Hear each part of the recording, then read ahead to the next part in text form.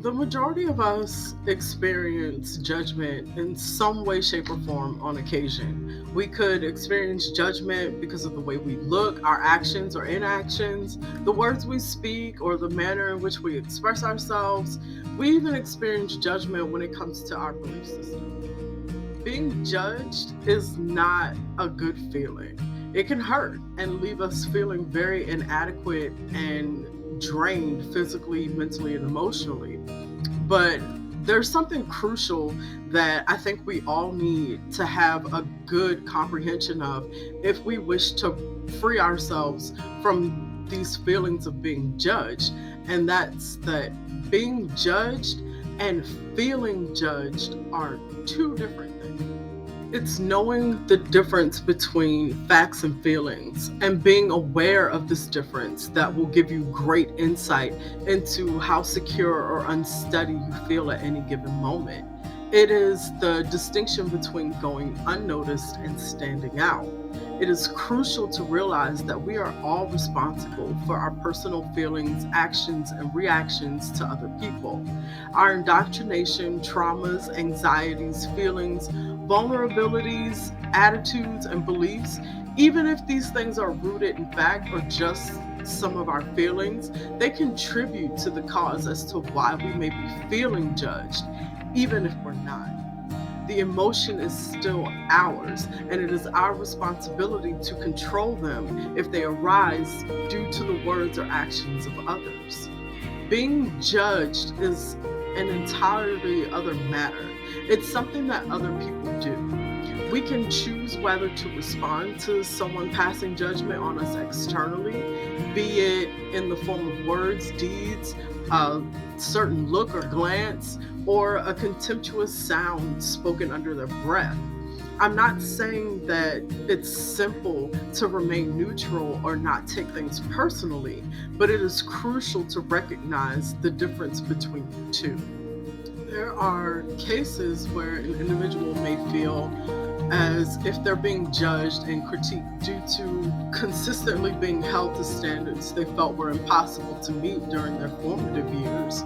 So when they hear cliche phrases like, don't take this personally, or it's not always about you, they tend to react negatively to the individual speaking to them. Unfortunately, you will have to unlearn this behavior if you wish to rid yourself of the feeling of always being judged.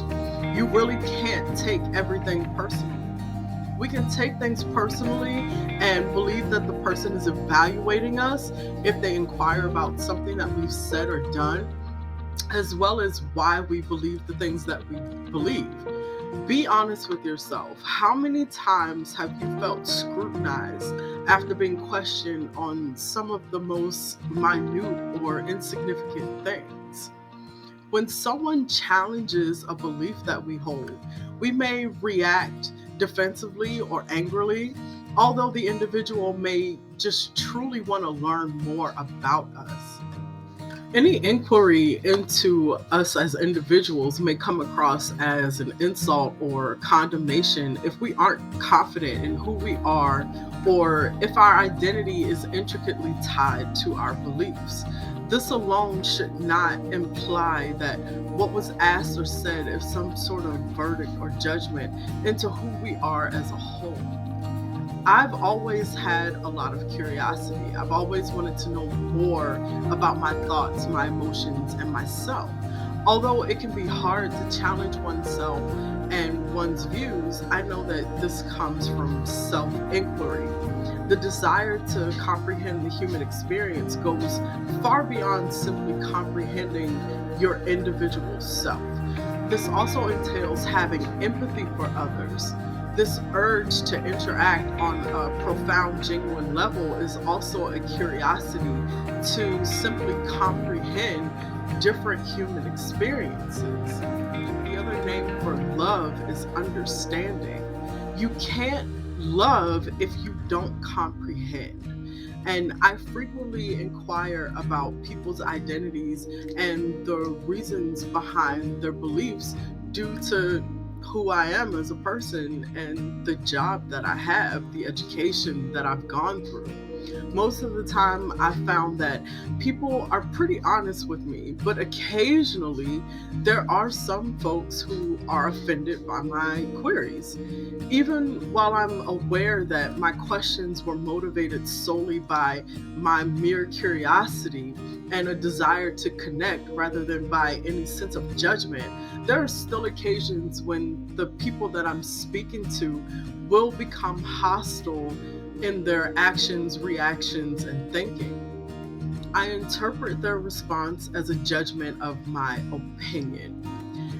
This sounds a little difficult, but occasionally things like this do happen. I can recognize when I'm doing it and feel what's going on inside of me, but it all begins with acknowledging and paying close attention to how the person is interacting with me and how I choose to respond. No matter the situations that we find ourselves in, we always have a choice that we can make. When we feel judged, we have two options.